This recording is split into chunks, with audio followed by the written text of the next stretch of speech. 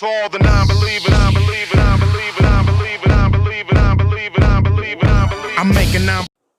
What's up, y'all? This is Jay Varsity, and welcome back to NBA Talk. This is episode 74, and we're going to be covering quite a few things today. But let's start off with the warm-up game with Team USA against the Australian national team. And I need people to realize that this is not going to be the overly stacked, talented USA team that we are always accustomed to seeing, even though this team is still very talented with Kemba Walker, Donovan Mitchell, Jason Tatum, Jaylen Brown, Marcus Smart, Miles Turner. If I'm missing any names, Joe Harris. Like I said, if I'm missing any names, then correct me if I'm wrong. But yes, the warm game, it was pretty competitive between the U.S. and Australia for quite a moment until the fourth quarter. That Australia was putting up quite a bit of a fight defensively, and it was just. And Team USA was at moments when they were very explosive, and when they get explosive and into that rhythm, they literally have to take themselves out of it, because I didn't see a moment where they were literally getting shut down. Like I said, this USA team is still very talented.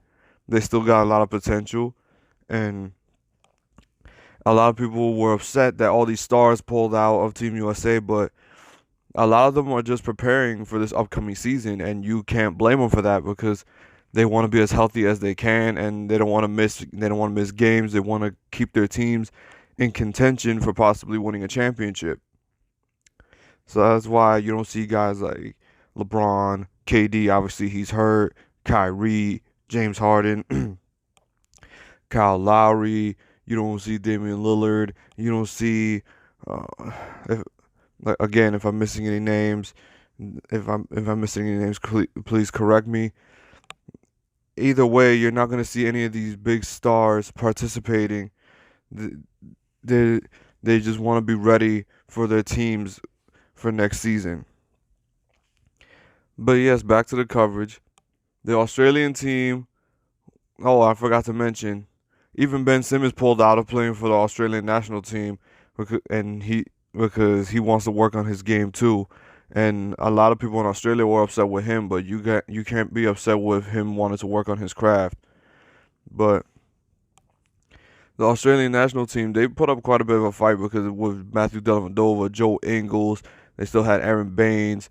They had quite a few pieces themselves. They had a quite good defensive squad, and like I said, it was just Team USA was just very explosive. They were attacking down the middle. They were hitting 3-point shots.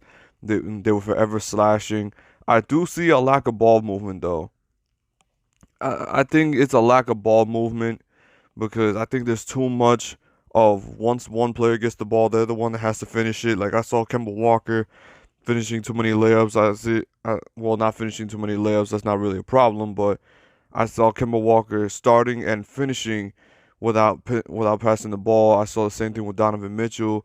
Like, if the USA team just tries to develop a little more ball movement, and then truly, to me, Team USA is going to be very, very hard to beat, like they always were. But yes, but onto other news when it comes to working on their craft. Devin Booker took to rant about during an open run at a gym that he was getting double teamed at an open gym, and he was getting quite apparently getting frustrated with getting doubled, because he said he sees that all season. Why can't anybody just guard up?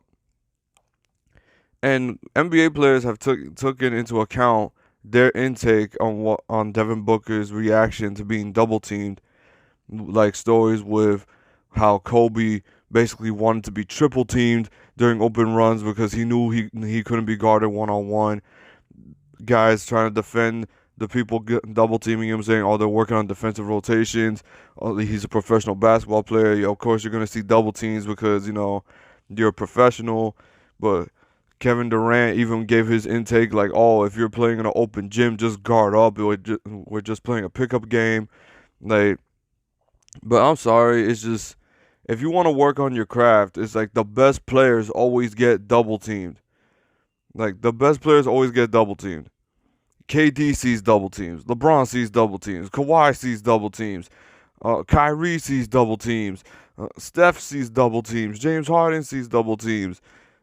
The best players always see a double team no matter what. Giannis will see a double team. Hell, they made a wall. They tried to throw 4 people at Giannis at the rim. Like, so to me, Devin Booker, I understand it's frustrating, but at the same time, it's like if you want to get to that next level, you're gonna have to accept the double team every once in a while, because if you're still cooking them while being double teamed, it's like it's only gonna work towards your advantage. It's only gonna work towards your advantage. It's like I understand it's frustrating that you see it all season long, but it's like, come on, bro, you gotta adapt. Like I don't understand what the big deal possibly is, because I understand everybody's trying to work on their game so they can improve, but like, come on, bro. What do you expect? What do you expect average people to just guard up and try to defend you? Nah, man. If I know damn well I'm shorter than you and I'm damn well not gonna contest that shot, I'm not saying I'm gonna call for the double, but like if we gotta double team you, we gotta double team you. It's like come on, bro. But like I said, man, that's everybody's opinion, whether you like it or not. Like, that's my take on that. And speaking of people working on their craft, Ben Simmons. Ben Simmons is just showing some great improvement from what I've seen. He is showing very great improvement. Like, I know people have been leaving their comments on YouTube, on these open runs, and on Instagram, that on Ben Simmons making jump shots and everything. But to me, this is starting to look convincing that Ben Simmons is going to take more jump shots, and I see this as the league is going to have a problem with Ben Simmons making these types of shots. Like, he was shooting threes in his last open run. Last time I checked, if that wasn't the last one, he was knocking down threes. Like what the hell? If Ben Simmons comes into the season and he's knocking down those types of shots, well, I don't expect with the same amount of efficiency, but if he even somewhat makes half of the shots that he was taking, the Philadelphia 76ers officially, I can't believe I'm saying it, I think with that in mind, if Ben Simmons comes in with that mindset that he's going to take jump shots and be aggressive, the Sixers are going to the NBA Finals. I still got the Bucks being that could possibly upset them, but the Sixers could possibly make it to the NBA Finals if Ben Simmons comes through with a jump shot and he's making those shots. If he's making an occasional three and making mid-range shots, then the Sixers are going to be a problem. They're going to be a problem. Like, it's gonna be unbelievable how and Ben Simmons to me could be up for the most improved player. To me, I would already have him almost in the running of the NBA's most improved player if he comes through with that jump shot. Because that's just it's just impressive what I've been seeing from him in these open runs. And a lot of these players is like they're improving in these open runs, even though people are gonna say, "Oh, this is in a high school gym," or "This is against regular people. This is not against NBA players." Look, is not like. Did we see Ben Simmons even try to take shots like this in the open gym he had, in the open run he had with LeBron? I think was last season. I think last season he had an open run with LeBron in a gym here in New York that, and I didn't see him take a single shot. He was just passing the ball and dunking like he usually does in the regular season. But he's actually taking jump shots. And like I said with the Australian national team, they got to be happy about this too, because come the 2020 Olympics, like, bro, the 2020 Olympics is gonna be nuts, because if Ben Simmons comes through with that kind of mindset, you're gonna have Ben Simmons, Patty Mills, Matthew Dellavedova, Aaron Baines, Joe Ingles. You're gonna have a very good Australian team that could possibly give Team USA a run for their money. So Ben Simmons' improvement is for the stake of the Australian national team also, because they're probably watching going like, okay, so we shouldn't really bother Ben Simmons if he's gonna come through with that jump shot with this team. But yes, and on a side note, I know this. I just want to cover this real quick. I want to cover my take on Bob Myers, Steph Curry, and Draymond Green's take on Kevin Durant leaving. First of all, you've heard my feelings towards Bob Myers, but somehow this man is just somehow pissing me off even more, because he made a claim that he was gonna try to tell KD to leave anyway, that after this past NBA season, and I'm here to tell you that that's the biggest load of bullshit that I've heard in my life. And if you don't like my language, then I quite frankly don't care, because that's exactly how I feel. That is absolute bull. You are saying that now because KD's gone.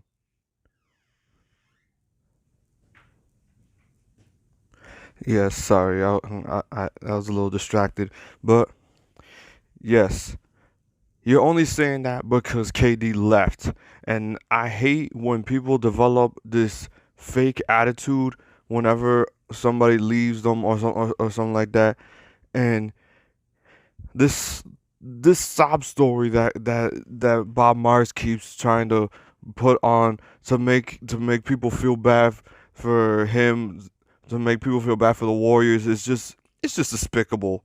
It's absolutely despicable. And then Steph Curry saying that he was happy for Kevin Durant getting his contract and all this other stuff. Man, if I were hoping for anything when KD gets back, I would be hoping to God that KD drops 50 on the Warriors. I would hope KD drops 50 on the Warriors. And hell, I hope Draymond is guarding him. I hope Draymond is the one guarding KD and he drops every single bucket on Draymond. Because there's no way you're going to tell me that him and KD are cool all of a sudden after KD's gone. I think KD still has a little resentment towards Draymond. I'm not saying like a complete hate, but there has to be something there, because Draymond is the reason KD left. There's no doubt about it. It's a known fact that Draymond is the reason why KD left.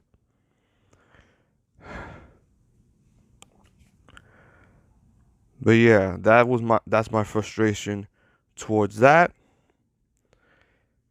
But there are people trying to come up with different storylines coming into the season. And the number one storyline that people are bringing up, it has to do with LeBron. That this is LeBron's last stand. That this is LeBron's final opportunity to win a championship. Well, I'm here to tell you, and like it says in the video title, LeBron has a chance to make history. LeBron could be the first player to win a championship for 3 different franchises LeBron could be the first player in NBA history to be a Finals MVP for 3 different franchises. LeBron would have a stronger case in a GOAT conversation, which I've already explained in a video very far long time ago that is getting ridiculous. But if you want to use that, then LeBron would have another argument to him being in the GOAT conversation. LeBron wins a championship this year, it would be a historic one. All the odds are stacked against LeBron and the Lakers this year. As much as you can say that it's against the Clippers, it's against the Raptors, the Warriors, no. To me, the underdog is going to be the Lakers because of how things came up short last season and them not making the playoffs. To me, LeBron has to come in with an MVP caliber motor because you can't tell me this man is out of gas. He has had how many months to rest up for the season, and he's still looking great coming into the season. I think, like Stephen A. Smith said, that LeBron's going to go on a tear. I believe the same thing. I think LeBron is going to come in as an MVP favorite, even with playing with Anthony Davis. And then if LeBron comes in and he plays the point guard, like people have been speculating, even though it's not really confirmed, then just give LeBron the MVP trophy already. Give LeBron the MVP trophy already, because he will officially break the league if he becomes the official point guard. But like I said, it's not confirmed. But yes, he has a chance to make history. And it's everything stacked against him. The fact that people say he doesn't have the same motor. Scottie Pippen saying that he can't carry the team no more. He can't carry a team no more like he did in 2017. Like, people are doubting the hell out of LeBron, and even he himself is starting to get frustrated because he said, and quote, that too many people are tossing rocks towards the throne.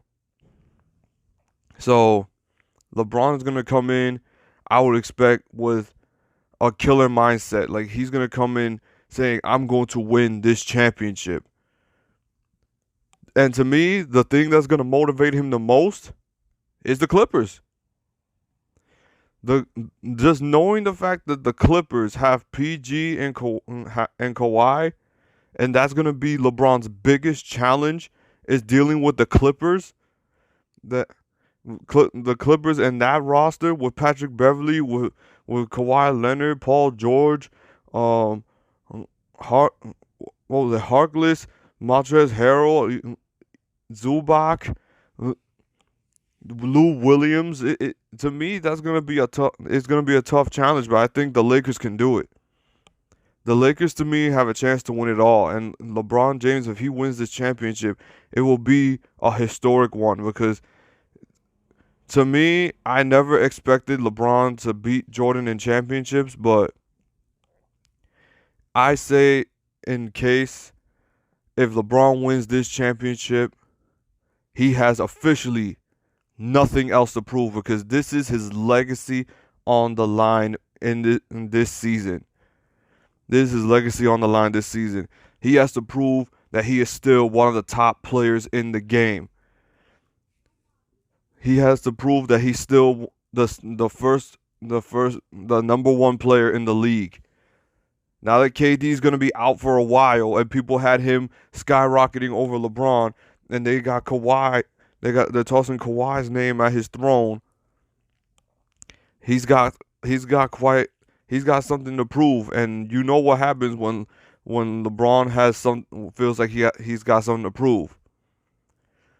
No more that I got nothing else to prove and nothing like that. I think LeBron is going to come in. He says, I need to prove that I'm still the best in this game. But yes, and then people who love to hate, just appreciate his greatness, because when this guy is gone, you're going to change all that hate towards Zion or whoever is going to come into the league. I don't think that anybody's going to feel the impact of LeBron not being in the NBA anymore like LeBron haters. Because they're going to be like, oh, who am I going to hate on next? But that's just my opinion. But I just say that if he wins this championship, it's going to be very historic. It'll be historic, and it'll go down in the NBA history books, because I don't think anybody in the league has done that. And to me, it would just make his argument for the GOAT conversation even stronger. To me, I already think LeBron's one of the greatest players of all time. I don't care what anybody says. That is my opinion. I think him and Jordan Jordan and Kobe are just like, they're on par with each other. But yeah, man. Yeah, that's it. That's all. This episode is going to be kind of short. But yeah, comment, like, and subscribe if you like basketball content. And if you like football content, go check out my boy who runs a football channel called Unsportsmanlike Conduct. He does some great stuff when it comes to the New York Giants, when it comes to the NFL in general. Check his channel out. And this is your boy Jay Varsity, and I am out. Peace. We got some non-believers out there. Make believers out of non-believers. Make believers out the overseers.